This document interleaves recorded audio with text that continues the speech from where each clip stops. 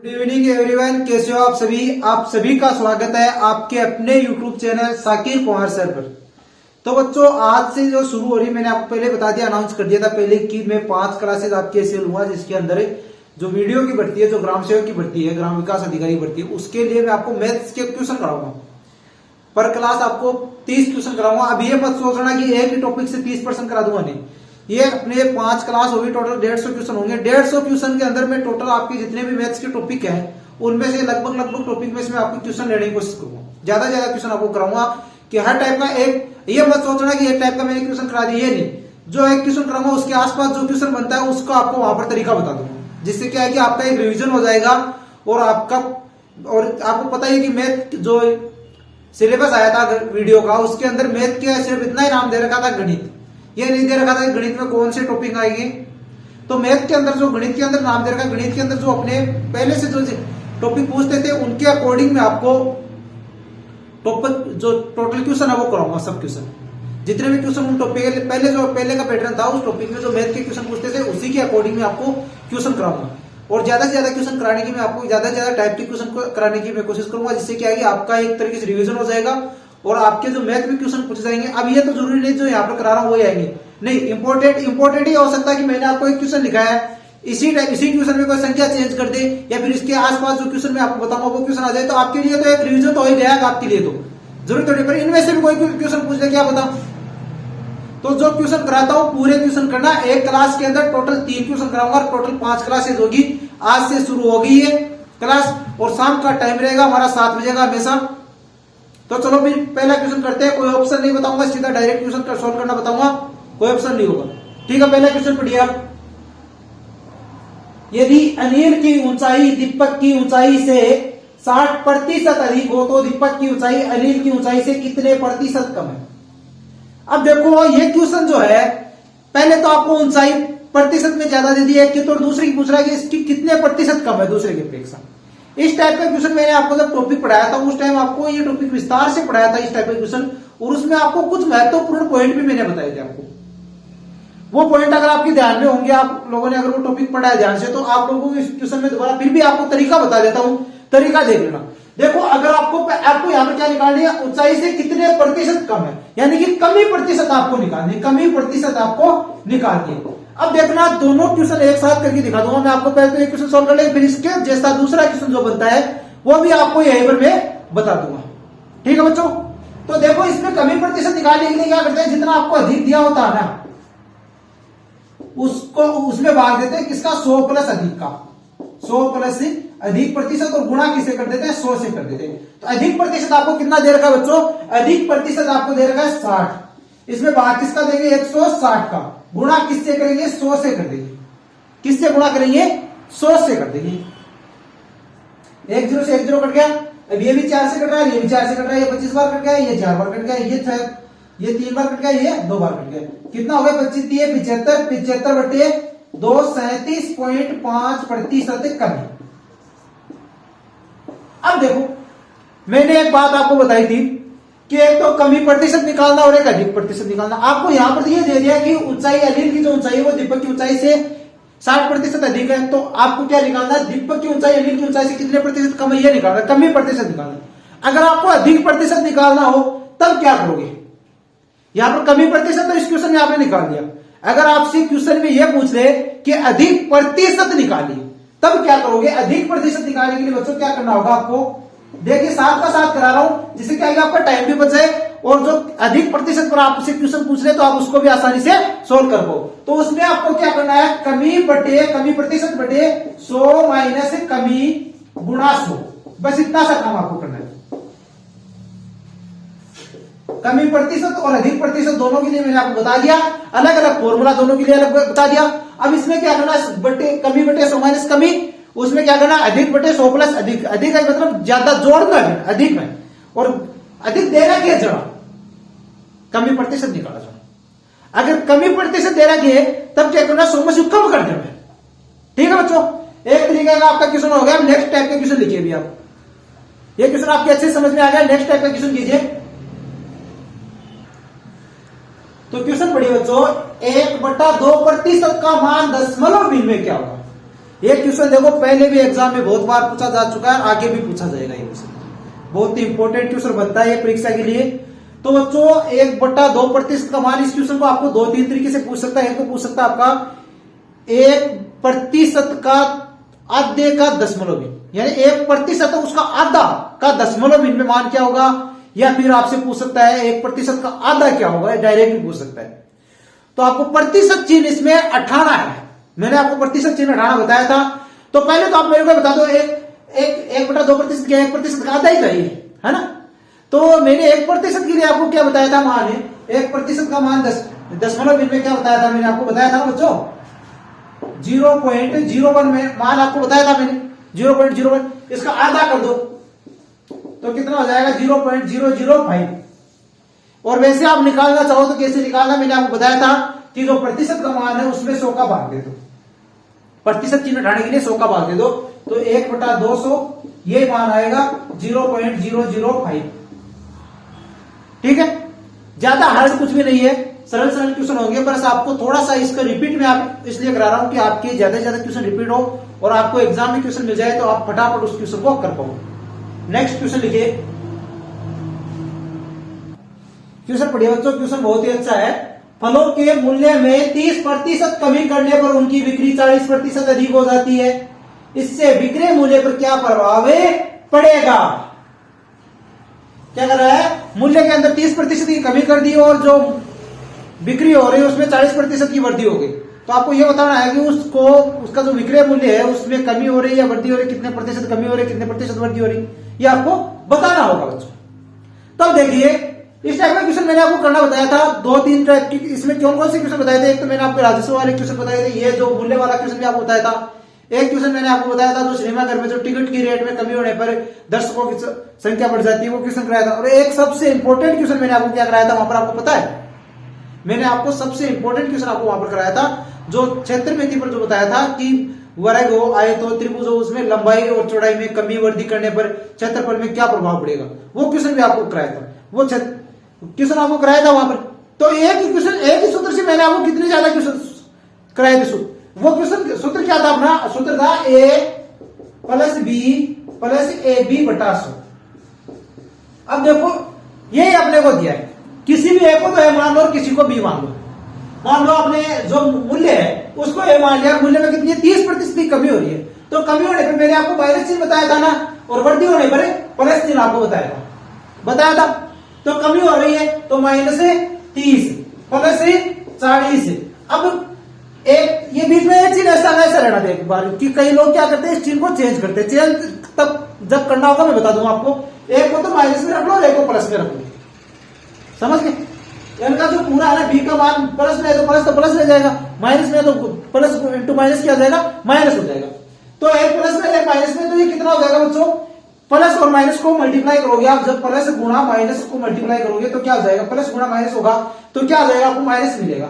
और plus plus को गुणा करोगे तो क्या मिलेगा आपको, तो प्लस मिलेगा, माइनस माइनस को गुणा करने पर भी प्लस मिलेगा। यहाँ पर एक प्लस का है एक माइनस का है, तो क्या होगा, माइनस चिन्ह हो जाएगा। और माइनस चिन्ह को आप इस प्लस से मल्टीप्लाई करेंगे तो माइनस दोबारा माइनस हो गया।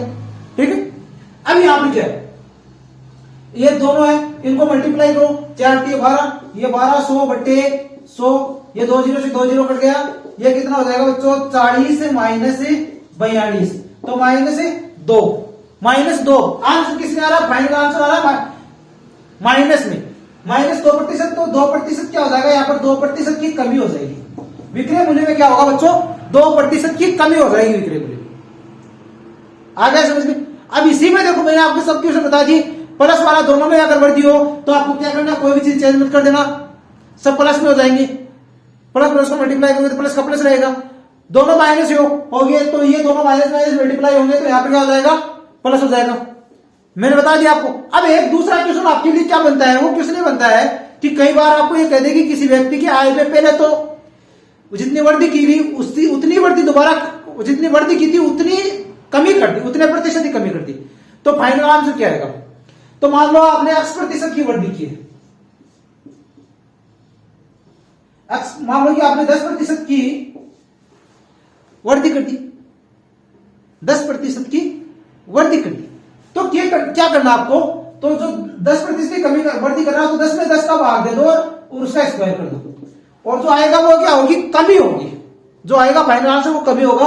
चाहे कैसा भी क्वेश्चन आपसे पूछे, इसमें भी आपको ये मिल सकता है, इस टाइप के क्वेश्चन में भी आपको मिल सकता है वो क्वेश्चन। ठीक है बच्चों, आगे आपके समझ में। अब देख लीजिए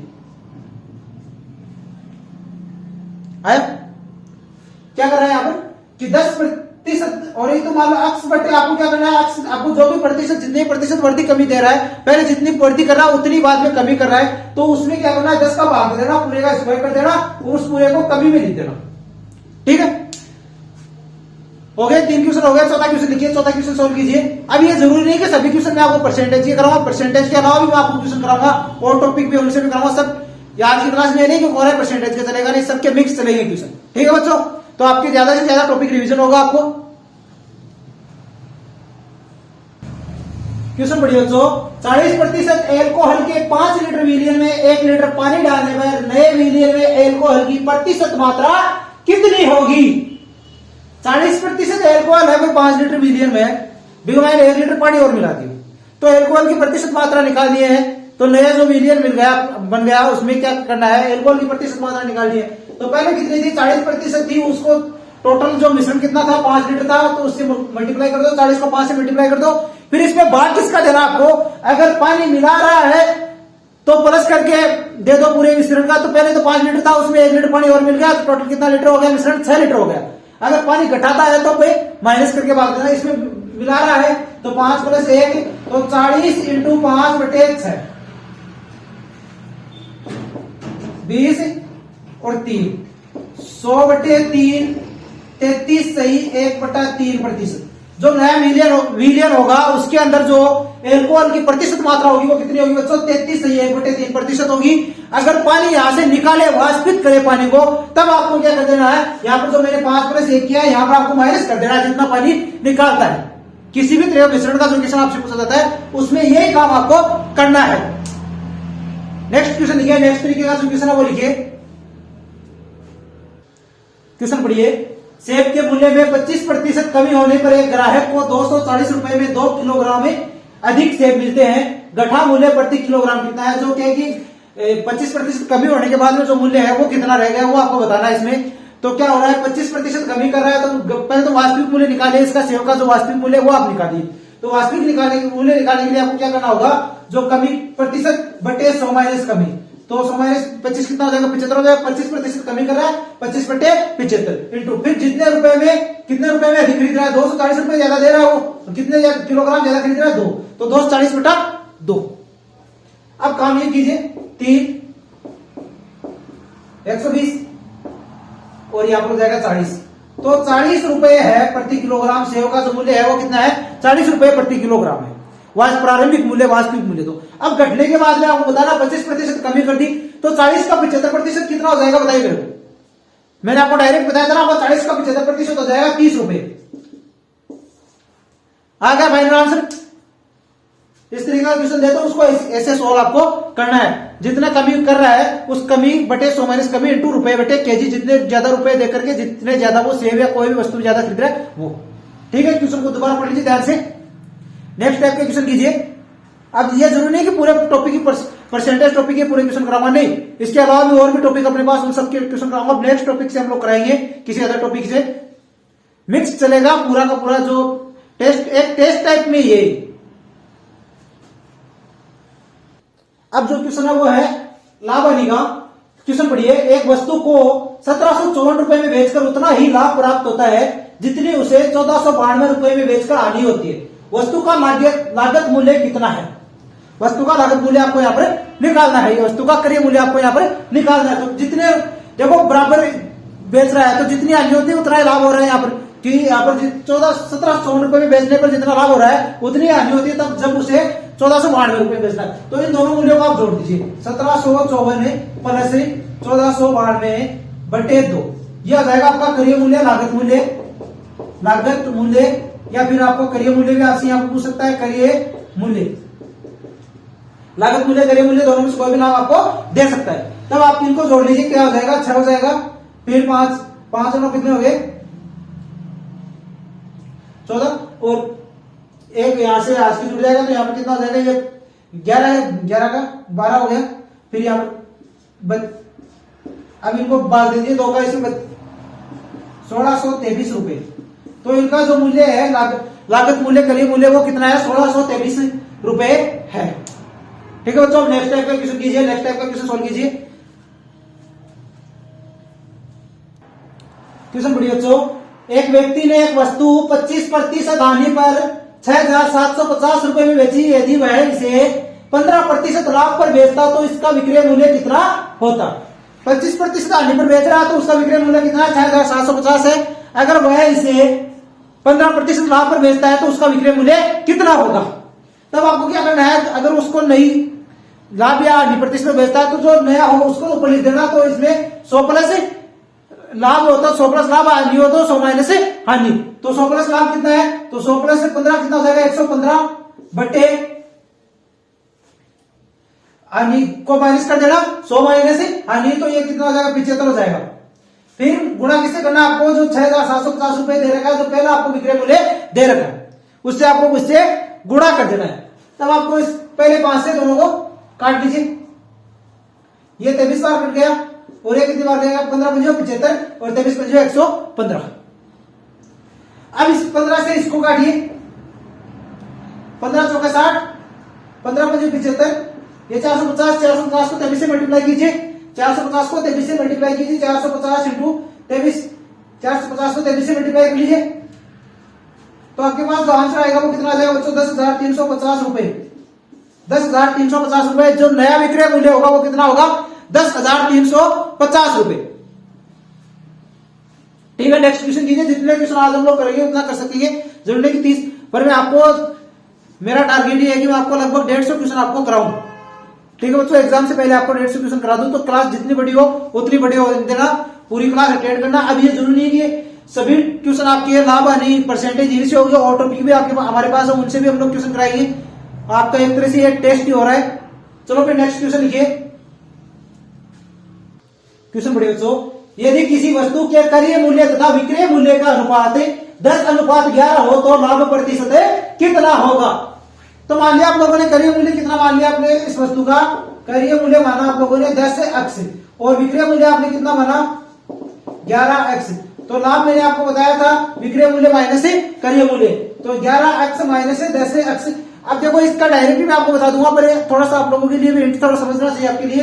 तो जो लाभ है, लाभ बटे क्रय मूल्य, तो ये कितना हो जाएगा, x हो जाएगा। तो x बटे 10x गुणा 100, x से x गया, ये से कट गया, तो कितना आ जाएगा 10% लाभ। अब देखो एक बात और, 10 अनुपात और 11 अनुपात में दे रखा आपको, तो पता है कि 1 अनुपात 2 उसमें कितना प्रतिशत हो रहा है उसका, 10% ज्यादा है, वो 10% ज्यादा दिख रहा है ना आपको।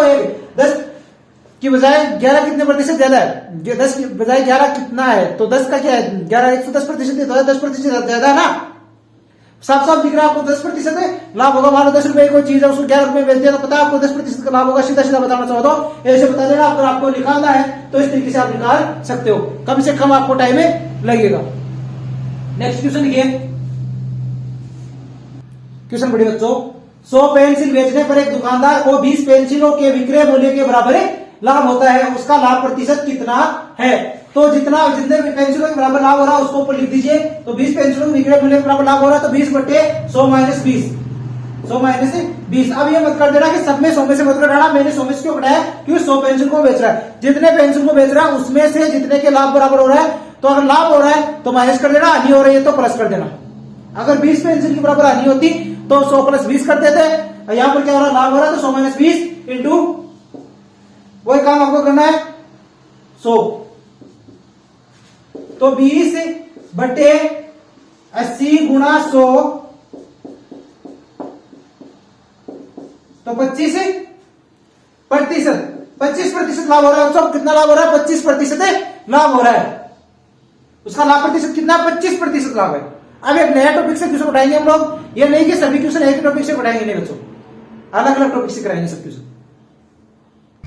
क्वेश्चन बच्चों आपके पास है 54 किलोमीटर पर आवर के वेग को मीटर पर सेकंड में बदलिए। मैंने आपको बताया था क्या करना था, मीटर है मीटर किलोमीटर से छोटा है तो छोटा ऊपर छोटा आएगा, तो 5/18 18/5 ये दो चीज मैंने आपको बताया था गुणा करने के लिए। तो किलोमीटर पर आवर में चेंज करेंगे तो 18/5 से गुणा करेंगे और मीटर पर सेकंड में चेंज करेंगे तो 5/18 से गुणा करेंगे। तो 54 गुणा 5/18, 18 3 54, तीनों को जो 15 मीटर पर सेकंड, ये आ गया इसका आंसर। बहुत ही आसान है, मैंने क्या बताया था, किलोमीटर में चेंज करना हो तब क्या करेंगे 18/5 से, किलोमीटर पर आवर में चेंज करना हो तब 18/5 से मल्टीप्लाई करेंगे और मीटर पर सेकंड में चेंज करना हो तो 5/18 से गुणा करेंगे, मल्टीप्लाई करेंगे। ठीक है, नेक्स्ट लिखिए क्वेश्चन बढ़िया बच्चों। एक चोर सिपाही को देखकर 15 किलोमीटर पर आवर की चाल से भागना आरंभ करता है। इसके 10 मिनट बाद सिपाही 20 किलोमीटर पर आवर की चाल से पीछा करना आरंभ करता है, तो बताइए वह कितने समय बाद चोर को पकड़ लेगा। चोर को कितने टाइम बाद पकड़ेगा, आपको यहाँ पर समय निकालना है बच्चों। समय आपको क्या करना है, यहाँ पर निकालना है। तो आपके लिए सबसे बेस्ट क्या है, जो पहले भागना प्रारंभ करता है उसकी चाल गुणा जितने समय बाद दूसरा भागता है उस समय को मल्टीप्लाई कर देना और बाकी इसका लेना। आपको जो दोनों चाल है आपके पास, पहले भागने वाले की और बाद में भागने वाली, उनके अंतर से भाग दीजिए। तो ये हो जाएगा बच्चों 30 मिनट। तो सिपाही है ना 30 मिनट भाग करके उस चोर को पकड़ लेगा। समझ में आ गया आपके। तो नेक्स्ट क्वेश्चन के लिए क्वेश्चन पढ़ो बच्चों। एक कार 180 किलोमीटर की दूरी 4 घंटे में तय करती है, उस कार की चाल कितनी बढ़ाई जाएगी वह उस दूरी को 3 घंटे में तय कर सके। 180 किलोमीटर की दूरी है, 4 घंटे में तय कर रही है, उसकी स्पीड को कितना बढ़ाया जाए, उसकी चाल को कितना बढ़ाया जाए कि वह 3 घंटे में उस दूरी को तय कर सके। तो बस छोटा सा काम आपको क्या करना है, 180/3 माइनस 180/4, तो कितना हो जाएगा 60 माइनस 45 बराबर 15 किलोमीटर पर आवर। बाद वाली जो चाल है उसमें से पहले वाली चाल को घटा दो, बस इतना सा काम करना आपको। ये नहीं पूछ रहा कि वो फाइनल चाल कितनी है, वो ये नहीं पूछ रहा, बढ़ाना पूछ रहा है कि वह उस दूरी को 3 घंटे में तय कर सके, कितनी बढ़ाई जाए, कि चाल कितनी बढ़ाई जाए। तो 15 किलोमीटर पर आवर की चाल बढ़ेगी तभी वो 3 घंटे में उस दूरी को तय कर पाएंगे। ठीक है, नेक्स्ट क्वेश्चन लिखिए। क्वेश्चन पढ़िए। एक व्यक्ति अपने घर से दफ्तर तक 4 किलोमीटर पर आवर की चाल से जाता है तथा वापस 16 किलोमीटर पर आवर की चाल से आता है। पूरी यात्रा में उसकी औसत चाल क्या है, पूरी यात्रा में उसकी औसत चाल क्या है, ये आपको बताना है। तो मैंने आपको औसत चाल बताने के लिए आपको क्या बताया था, मैंने जब 2 बराबर भागों में दूरी को बांट दिया जाए और चाल दी जाए तो आप औसत चाल किस तरीके से निकालोगे, 2 इंटू चालों का गुणनफल, 4 इंटू 16 बटे चालों का योग। तो 4 प्लस 16 कितना हो जाएगा, 20 हो गया। तो ये इससे कट गया, कितनी बार गया 10 बार, और 16 चौका कितना हो गया 64/10 बराबर 6.4 किलोमीटर पर आवर, क्योंकि ये किलोमीटर पर आवर में आपको दिया है। क्वेश्चन में आपको किलोमीटर पर आवर में दे रखा है ना, तो औसत चाल भी आप किसमें निकालोगे, किलोमीटर पर आवर में निकालोगे। चलो फिर नेक्स्ट क्वेश्चन कीजिए। क्वेश्चन पढ़िए। साधारण ब्याज की किस दर से कोई धन 8 वर्ष में दुगुना हो जाएगा। तो धन है वो दुगुना हो रहा है, तो ब्याज कितना मिल रहा है उसको, 1 गुना ब्याज मिल रहा है, जितना मूलधन है उतना उसको ब्याज मिल रहा है। तो 1 गुना ब्याज हो गया, 1 गुना ब्याज हो गया। तो आर गुना टी बराबर एन गुना 100। एन क्या है, जितना ब्याज आपको जितना गुना हो रहा है वो, तो ब्याज कितना गुना हो रहा है बच्चों, ब्याज हो रहा है यहाँ पर 1 गुना होने। तो टी आपको टाइम आपको दे रखा है 8 वर्ष दे रखा है, आर का मान आपको निकालना है। तो 1 गुना 100 ऐसे लिख सकते हैं इसको, 1 गुना 100/8, तो ये हो जाएगा 12.5%। दर कितनी हो जाएगी, 12.5% दर हो जाएगी बच्चों। ठीक है, नेक्स्ट क्वेश्चन लिखिए। क्वेश्चन पढ़िए। कितने वर्षों में 12% वार्षिक दर से 3000 रुपए का साधारण ब्याज 1080 रुपए हो जाएगा। कितने वर्ष में 12% वार्षिक दर से 3000 रुपए का साधारण ब्याज 1080 रुपए हो जाएगा। तो मैंने ब्याज निकालने के लिए आपको क्या बताया था, PRT बटा 100। तो P कितना दे रखा है आपको 3000 गुणा R का मान आपको कितना दे रखा है, 12% दे रखा है। T का मान आपको दे नहीं रखा, 100 का भाग इसमें देना है और ब्याज आपको दे दिया 1080। ठीक है, ये 2 0 से 2 0 कट गया, 1 0 से 1 0 ये कट गया। तो अब आपको क्या करना है, टी का मान आपको निकालना है। तो 108/12 × 3, 12 नाम है 108 और 9 में 3 का भाग दिया, कितना गया 3 बार। तो टी बराबर कितना आ जाएगा, टी बराबर आ जाएगा बच्चों 3 वर्ष। टी बराबर कितना आ गया, 3 वर्ष आ गया, टी बराबर आ गया 3 वर्ष। आज हम लोग इतने क्वेश्चन करेंगे, बाकी के क्वेश्चन जो बाकी के हैं वो नेक्स्ट क्लास में करेंगे। और मैं आपको ये चाहता हूं कि आपका जरूरी है कि आज की क्लास थोड़ी छुट्टी हो गई कोई कारण से, पर बाकी की जो क्लासें होंगी थोड़ी बड़ी भी हो सकती है, 1 घंटे की, 2 घंटे की, 1.5 घंटे की भी हो सकती है। पर आपको मैं जितने क्वेश्चन मैंने आपको बताया उतने क्वेश्चन मैं आपको आराम से करा पाऊंगा, 150 क्वेश्चन के आसपास आपको करा दूंगा। संडे तक हमारी क्लास चला लेंगे, कोई बात नहीं, एक क्लास और एक्स्ट्रा ले लेंगे, पर आपको 150 क्वेश्चन करा दूंगा। और ये मत सोचना कि एक ही टॉपिक से आपको कराऊंगा, नहीं, हर टॉपिक से आपको करा दूंगा। ठीक है, फिर मिलते हैं कल, तब तक के लिए जय हिंद, जय भारत।